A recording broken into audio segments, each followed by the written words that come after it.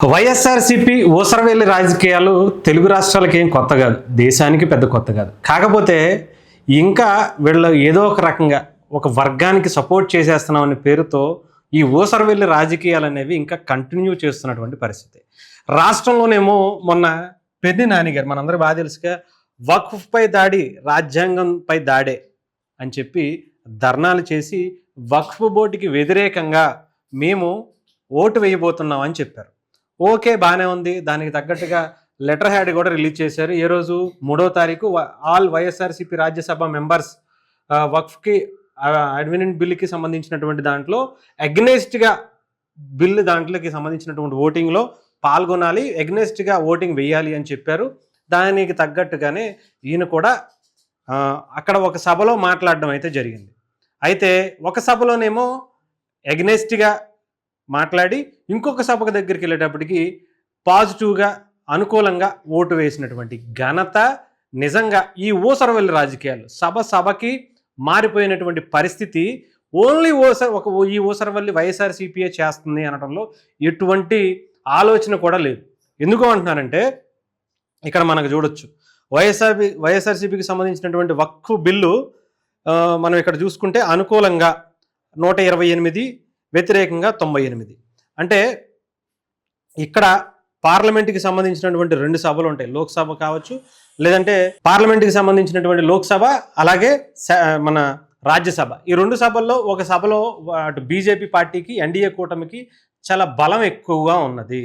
ఆ బలం ఎక్కువ ఉన్న చోట వైఎస్ఆర్సీపీ ఏం చేసిందంటే తెలివిగా అక్కడ వ్యతిరేకంగా ఓటు వేసింది. ఎందుకంటే బీజేపీ ఈజీగా అక్కడ గెలిచేటువంటి పరిస్థితి ఉంటుంది కాబట్టి అక్కడ హ్యాపీగా వ్యతిరేకంగా ఓటు వేసేసి ఎక్కడైతే బీజేపీకి స్ట్రాంగ్గా లేదో అక్కడ మాత్రం అంటే పాజిటివ్గా అనుకూలంగా ఓటు వేసినటువంటి ఘనత వైఎస్ఆర్సీపీది అనమాట. అందుకని ఇక్కడ 128 అనుకూలంగా వచ్చే, 95 వ్యతిరేకంగా వచ్చాయి. అంటే ఇక్కడ కన్ఫామ్గా చెప్పలేనటువంటి పరిస్థితి ఎందుకు వచ్చింది అంటే అక్కడ ఉన్నటువంటి స్పీకర్ ఏం చెప్తారు అంటే, మీరు ఆత్మసాక్షిగా మీ పార్టీకి సంబంధించినటువంటి వ్యక్తిగానో మీ పార్టీకి సంబంధించినటువంటి స్టాండ్ విధంగానో మీరు ఓటు వేయాల్సినటువంటి పరిస్థితి లేదు. మీకు నచ్చినటువంటి మీ ఉద్దేశాన్ని అనుసారం మీ ఆలోచన ఎవరికి ఓటు వేయాలని అనిపిస్తే వాళ్ళకి మీ ఆలోచన ప్రకారం వేయండి తప్ప, మీ మనస్సాక్షిగా వేయండి తప్ప ఒకళ్ళకి ఇది జరుగుతుందనో మీ పార్టీ స్టాండ్ అనో చెప్పలేదు. సో అందుకని వీళ్ళు ఏం చేశారంటే తెలివిగా ఒక దాంట్లోనేమో పేపర్లో వీటిల్లో చెప్పినట్టుగా వ్యతిరేకంగా ఓటు వేశారు. బీజేపీకి ఓట్లు ఎక్కువ ఉన్న ప్లేస్లో వ్యతిరేకంగా ఓటు వేశారు. బీజేపీకి తక్కువ ఉన్న ప్లేస్లో అనుకూలంగా ఓటు వేసి అక్కడ కూడా బీజేపీ బిల్లుని పాస్ చేయించినటువంటి ఘనతలో వీళ్ళు కూడా ఉన్నారనే దానికి చాలా క్లియర్గా అర్థమవుతుంది. సో ఇది వైఎస్ఆర్సీపీ వేసేటువంటి ఊసరవల్లి రాజకీయాలు అనమాట. ఈరోజు అంటే ఇక్కడే కాదు, దీంట్లో ఇంకొకటి ఏంటంటే ఫస్ట్ నుంచి కూడా ఎందుకని ఈ వైఎస్ఆర్సీపీ ఏంటి ఒక పక్క ముస్లిమ్స్కి అనుకూలంగా ఉన్నట్టే మాట్లాడుతుంది, ఈ బిల్లుకి వ్యతిరేకిస్తుంది, ఈ బిల్లుకి నిజంగా దాంట్లో తప్పేంటి ఒప్పేంటి అనేది వైఎస్ఆర్సీపీకి అవసరంలా. ఎందుకంటే ఈ బిల్లు పాస్ అయితే గనక ఇబ్బంది వైఎస్ఆర్సీపీకి. అందుకనే ఒక పక్క మళ్ళీ అలాగని చెప్పి బీజేపీని వ్యతిరేకిస్తే జగన్మోహన్ రెడ్డి గారి బెయిల్ రద్దయిపోద్దేమో, వాళ్ళ మీద ఉన్నటువంటి కేసులన్నీ మళ్ళీ తిరగదోడతారేమో అని ఒక భయం కూడా వీళ్ళల్లో చాలా బలంగా ఉంది. అందుకోసమే ఏం చేస్తున్నారంటే అటు ఇటుగా గోడ మీద పిల్లి అంటారు కదా, దానికన్నా దారుణంగా ఊసరవెల్లిలాగా అక్కడ ఒక రకమైనటువంటి రంగు, ఇక్కడికి వచ్చేటప్పటికి ఇంకొక రంగు, ముస్లింల దగ్గరికి వెళ్ళేప్పటికి ఇంకొక రంగు, ఇంకొక చోట దగ్గరికి వెళ్ళేటప్పటికి ఇంకొక రంగు మార్చుకుంటున్నటువంటి పరిస్థితి వైఎస్ఆర్సీపీకి దాపరించింది. ఎందుకంటే వీళ్ళు చేసేటువంటి ఊసరవెల్లి రాజకీయాలు అలాంటివి.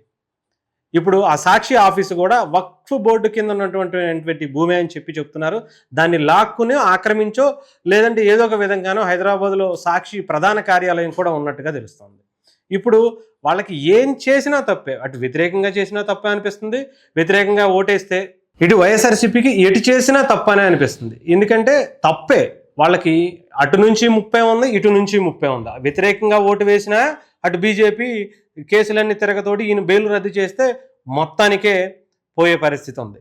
అలా అని చెప్పి అనుకూలంగా ఓటు వేస్తే అటు సాక్షి పేపర్కి సంబంధించినటువంటి ఆఫీసులు ఇంకా ఎన్నెన్ని ఉన్నాయో అవన్నీ కూడా తిరిగి ఇచ్చేయాల్సినటువంటి పరిస్థితి అయితే కనిపిస్తుంది. సో అందుకనే ఎటు కాకుండా ఒక దాంట్లో అనుకూలంగా ఒక దాంట్లో వ్యతిరేకంగా ఇక్కడ ఓటు బ్యాంక్ రాజకీయాల్లో భాగంగా ముస్లిమ్స్కి సంబంధించినటువంటి వాళ్ళని దగ్గర చేర్చుకుని వాళ్ళతో ఎక్కడా విభేదించకుండా వాళ్ళని ఓటు బ్యాంకు రాజకీయాలకు వాడుకుందాం అనే ప్రయత్నం. ఇంకొక పక్క బీజేపీని ఏదో ఒక విధంగా దగ్గర చేసుకుంటూ అనుకూలంగా ఓటు వేసి ఓట్లు అంటే జగన్మోహన్ రెడ్డి గారి బెయిల్ రద్దు అవ్వకుండా ఉండేటువంటి కార్యక్రమం. ఇవన్నీ కూడా జగన్మోహన్ రెడ్డి గారు చాలా పక్కాగా బలంగా చేసుకుంటూ వెళ్తున్నటువంటి రాజకీయాలు. ఊసరవెల్లికి ఇంకా ఊసరవెల్లికి కొన్ని రంగులు ఉంటాయేమో, కానీ వైఎస్ఆర్సీపీకి అంతకు మించి రంగులు, అంతకు మించి ఊసరవెల్లి రాజకీయాలు చేయటంలో దిట్టలా కనిపిస్తుంది.